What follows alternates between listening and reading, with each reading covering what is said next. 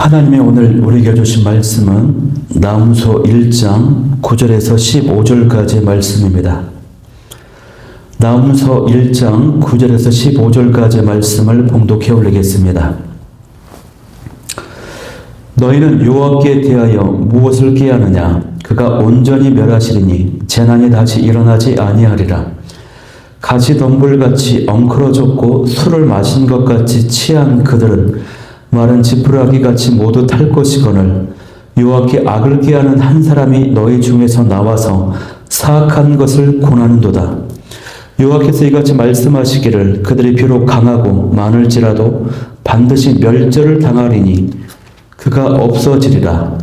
내가 전에는 너를 괴롭혔으나 다시는 너를 괴롭히지 아니할 것이라. 이제 내게 지은 그의 멍에를 내가 깨뜨리고 내 결박을 끊으리라. 나 여호와가 내게 대하여 명령하였나니 내 이름이 다시는 전파되지 않을 것이라.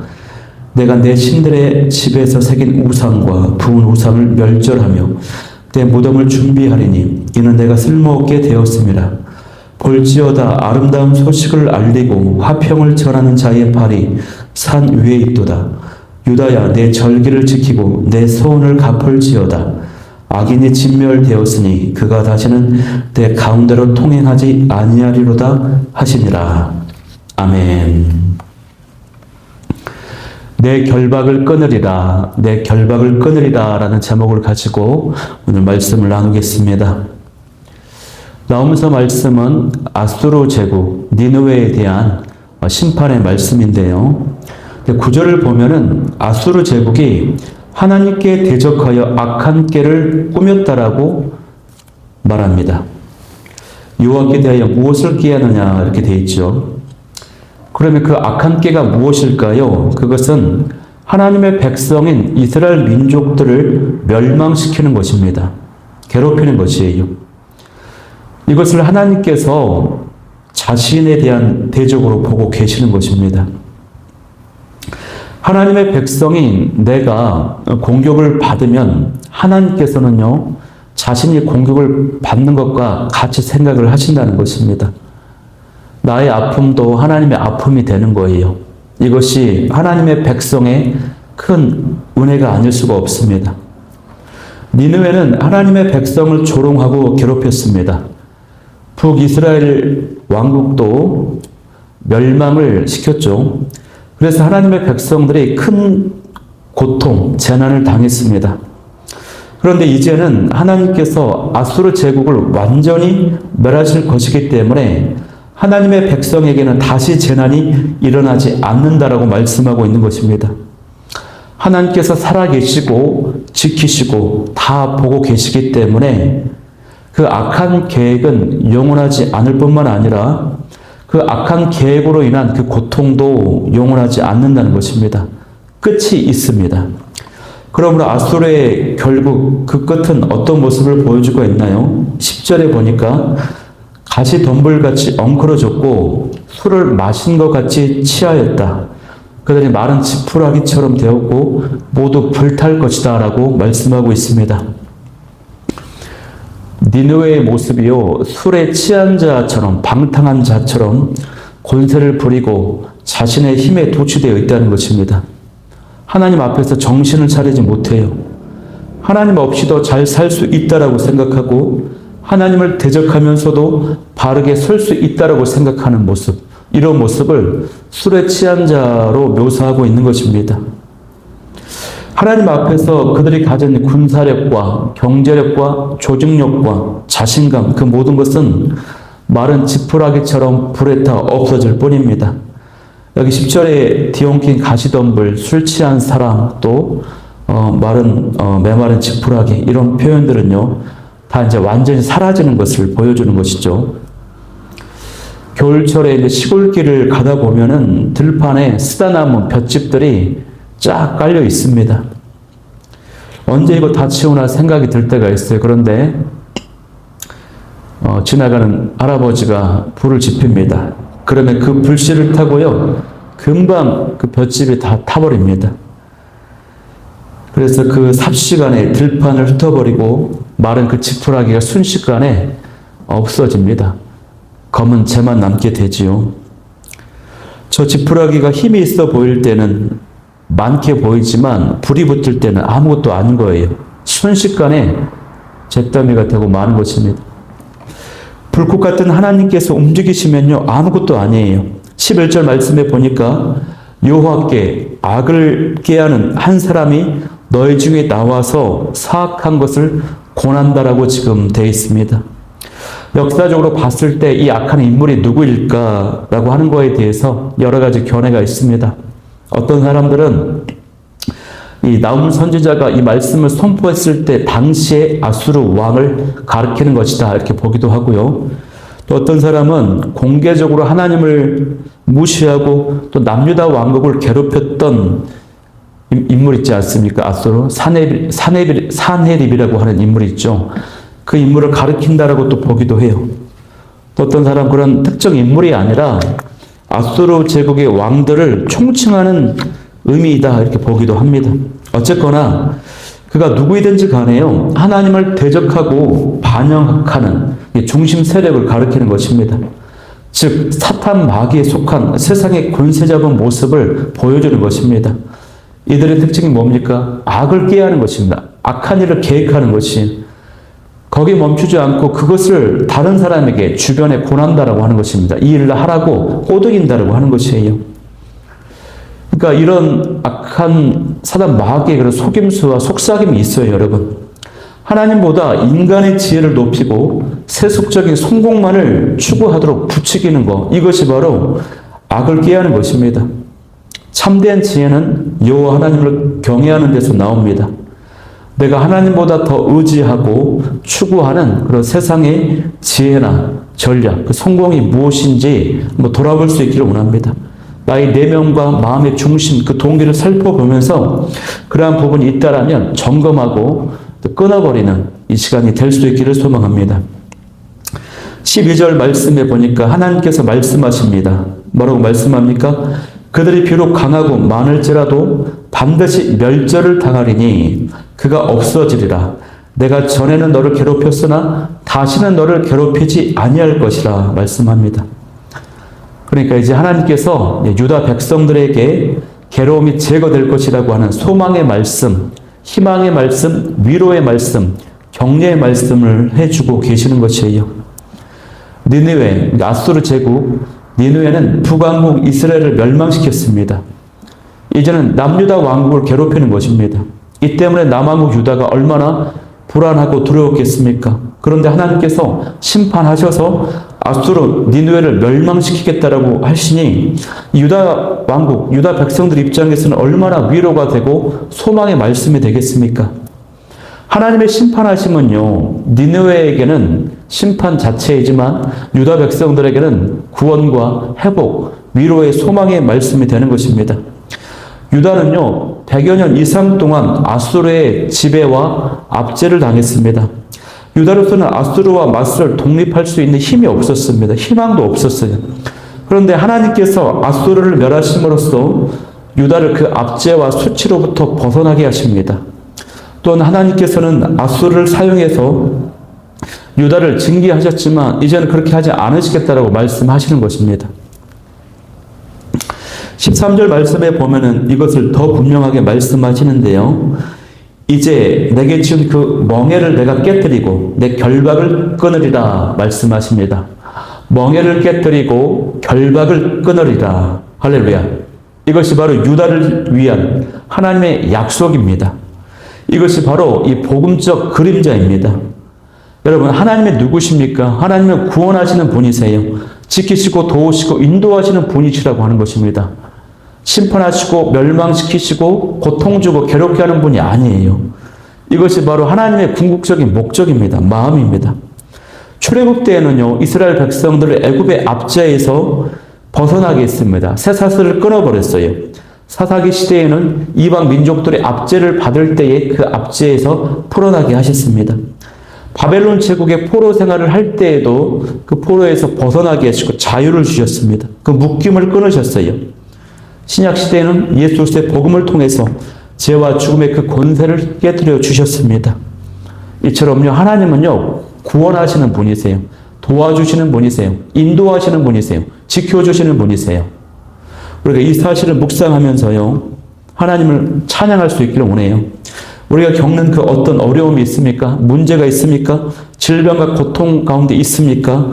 이 모든 것조차도 회복시키시고 은혜 주시고 지키시고 인도하실 그 하나님을 묵상하면서 구원의 하나님, 나의 하나님을 찬양하며 감사하며 나아가는 자 여러분이 될 수 있기를 소망합니다. 14절 말씀에 보면요, 아수르 왕에 대한 심판의 말씀이 계속 이어서 언급되고 있습니다. 14절 말씀을 제가 읽어드리겠습니다. 나 여호와가 내게 대하여 명령하였나니 내 이름이 다시는 전파되지 않을 것이라. 내가 내 신들의 집에서 새긴 우상과 부은 우상을 멸절하며 내 무덤을 준비하리니 이는 내가 쓸모없게 되었습니다. 아멘. 이 14절 말씀을 보면은 이 아수르에 대한 세 가지 사실이 선포되고 있습니다. 첫 번째는요, 내 이름이 다시는 전파되지 않을 것이라는 것입니다. 무슨 말입니까? 흔적 없이 사라진다는 것입니다. 그 왕조가 이제 종결된다는 것이 계속 이어지지 않는다, 끊어진다. 무슨 말입니까? 그 후손이 더 이상 남아있지 않을 것이기 때문에 그렇게 된다는 것이죠. 두 번째는 내 신들의 집에서 새긴 우상과 부은 우상을 멸절하며 라고 되어 있어요. 우상이 이제 사라지는 것입니다. 아수르가 섬기는 그 모든 온갖 신들은 우상들과 함께 그 우상들이 파괴됨과 동시에 사라지게 되는 것이에요. 왜 사라지게 될까요? 아수르 사람들이 멸망을 당하는 것을 보고 자기들이 믿고 섬겼던 우상이 아무 쓸모가 없었구나, 거짓이었구나라고 하는 걸 깨닫게 되는 것이에요. 그래서 더 이상 그 신들을, 우상들을 섬기지 않게 된다는 것입니다. 헛된 것임을 알게 된다는 것이, 우상의 무익함을 알게 된다. 세 번째는 내 무덤을 준비하리니 그랬습니다. 얘는 그 생명이 끝날 것이라는 것입니다. 하나님께서 이제 무덤을 준비하시기 때문에 아무도 생명을 보존할 수 없습니다.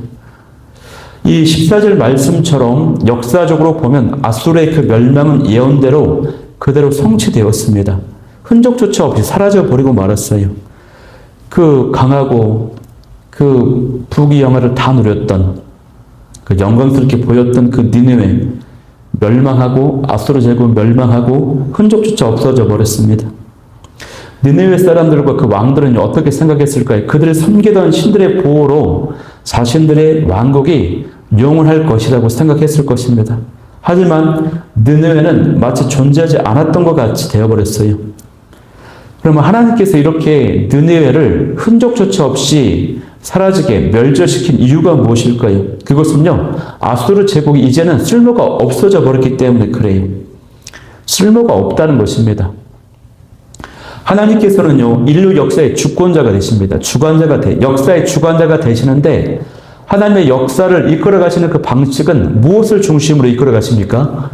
하나님의 백성들의 구원을 중심으로, 하나님 백성들의 회복을 중심으로, 하나님의 백성들의 언약을 중심으로 이 역사를 이끌어 가세요. 근데 그것을 중심으로 봤을 때 이제 아수르의 그 존재, 역할이 필요가 없어졌다는 것입니다. 한때는 필요했었어요. 북이스라엘 왕국을 심판하는, 징벌하는 도구로 사용했었어요. 그러나 이제는 필요 없어요. 그래서 역사의 무대에서 이제 사라지게 되는 것입니다. 그러면 이런 니느웨의 멸망과는 대조적으로 유다의 구원은 어떻습니까? 더욱 영광스럽게 묘사되고 있어요. 그 내용이 이제 마지막 15절 말씀입니다. 15절 말씀도 제가 한번 봉독해 보겠습니다. 볼지어다 아름다운 소식을 알리고 화평을 전하는 자의 발이 산 위에 있도다. 유다야 내 절기를 지키고 내 소원을 갚을지어다.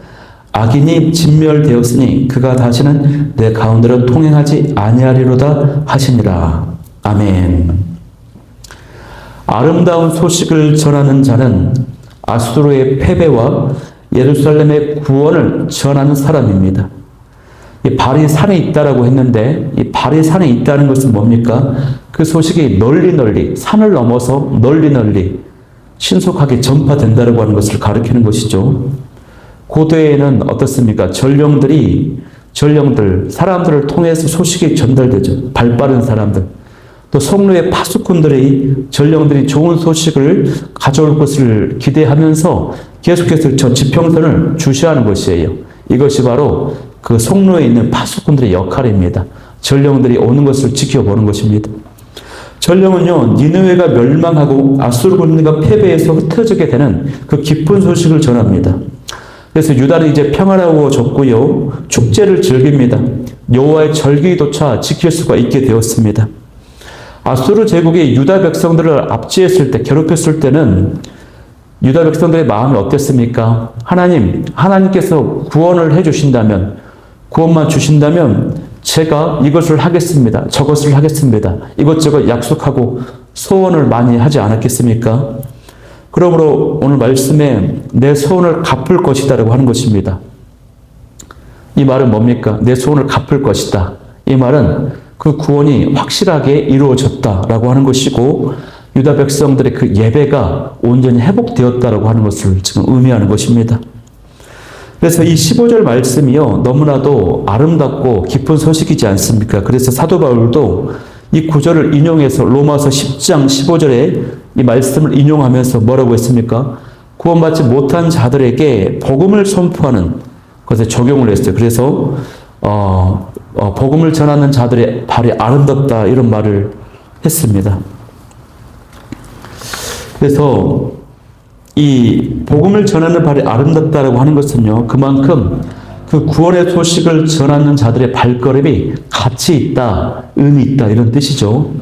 마찬가지로 예수 그리스도께서 우리의 죄와 사망과 사단을 완전히 패배시켰다라고 하는 그 소식을 전하는 그 발걸음, 그 발길이 너무나도 귀한 것입니다. 전도자가 얼마나 아름다운지 몰라요.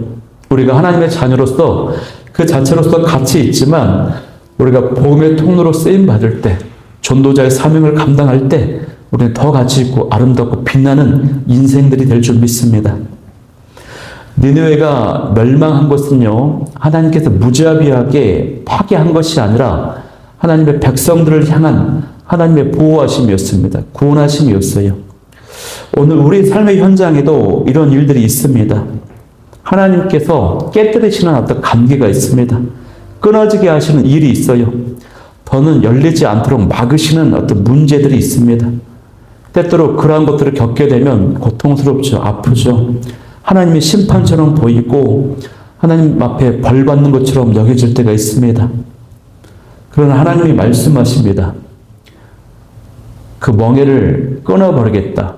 그 결박을 부셔버리겠다. 말씀하십니다. 내 백성을 자유케 하라. 말씀하세요. 그러므로 우리가 문제 앞에서, 고통 앞에서 우리가 낙심하지 말고 흔들리지 않는 저와 여러분이 되길 소망합니다. 눈앞에 그 니느웨보다도 하나님을 더 신뢰할 수 있기를 소망합니다. 멍에를 끊으시는, 결박을 푸시는 그 하나님을 바라보고 아름다운 구원의 소식을 붙잡는 저와 여러분이 다 될 수 있기를 간절히 소망합니다.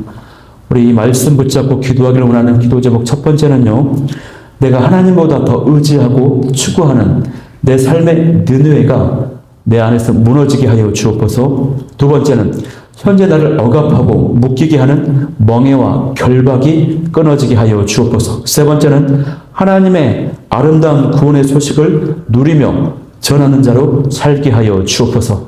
이 기도 제목 가지고 기도하며 나아가도록 하겠습니다.